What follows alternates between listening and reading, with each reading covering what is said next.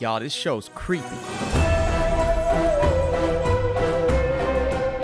What is up, Netflix fans? Welcome back to my channel. There's a brand new show on Netflix. It's called Paranormal. I was very interested to see how this was going to turn out. Only 6 episodes. If you guys have seen this, get in the comments down below. Are you a fan of Paranormal? This is a non-spoiler review, and let's get into it.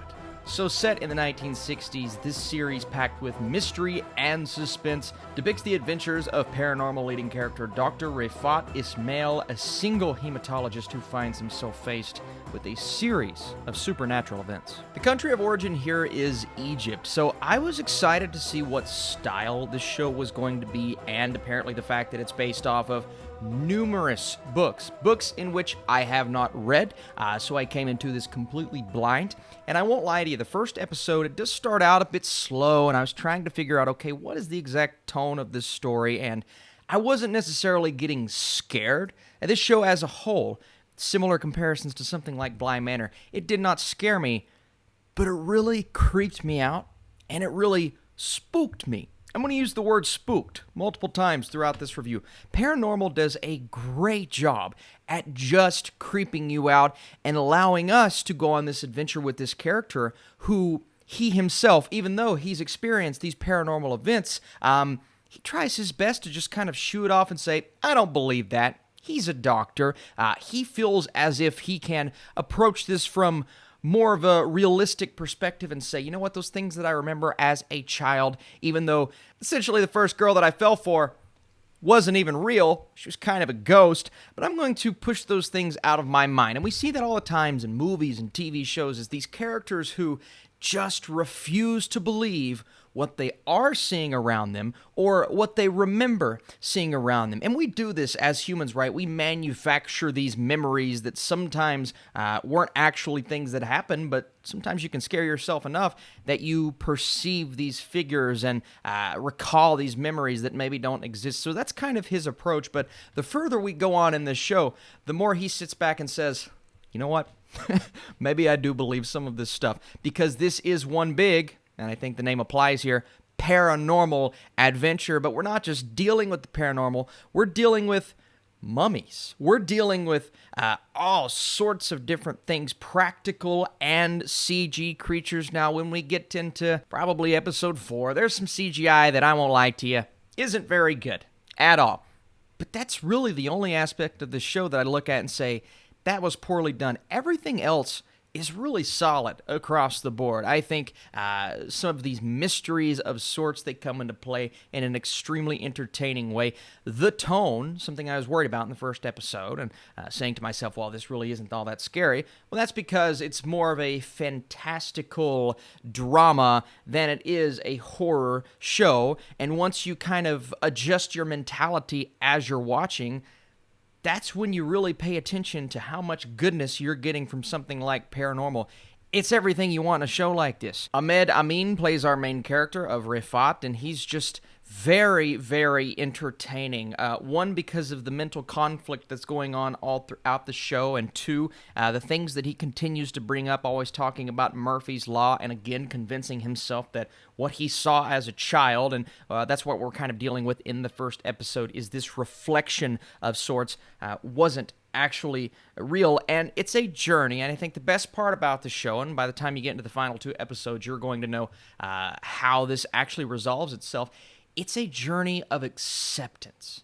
Accepting what you have always kind of believed, what you have always kind of realized that maybe you saw at one point, but also accepting your circumstances, because there are some things that happen.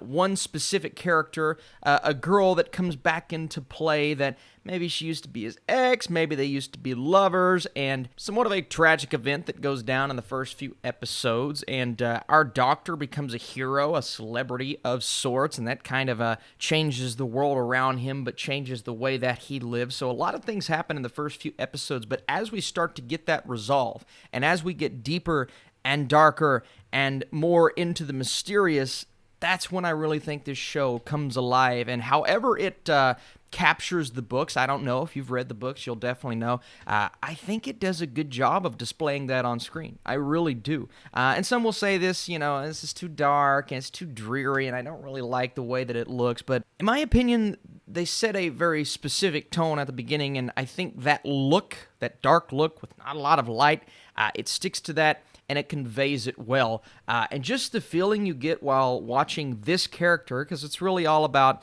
our main doctor here, it's an interesting feeling, and it's one that I've not had in quite a while, and it's one that made this show get better and better and better to the point to where I really would like to see a season 2. I really would.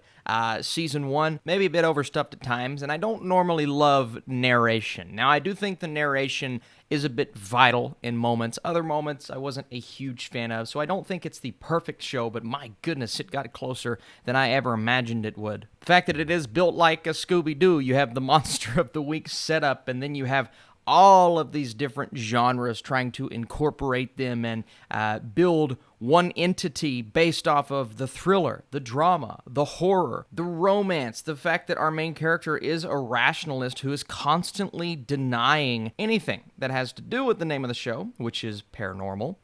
And even though we do have the haunted house elements, even though this show starts out resembling something like a Bly Manor, it more so resembles something like a Lovecraft Country as it progresses because of the different circumstances every single episode and facing all of these different supernatural mysteries, and that gives you the fun element of the show. So not only is it spooky and creepy, not only do you have interesting characters, but you also have a fun show from beginning to end that I believe does its job, and Paranormal has really, really surprised me as one of the better shows, not only during, I guess we're past Halloween, during this time of the year, but on Netflix in this genre.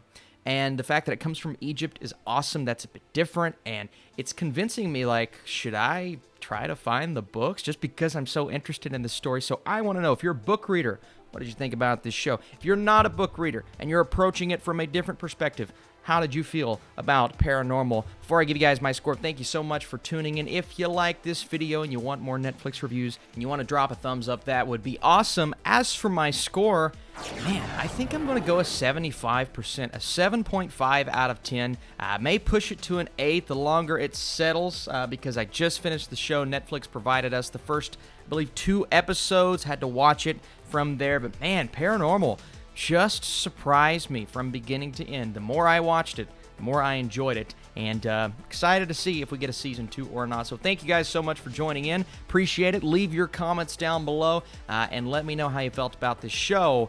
And next up, I believe The Mandalorian.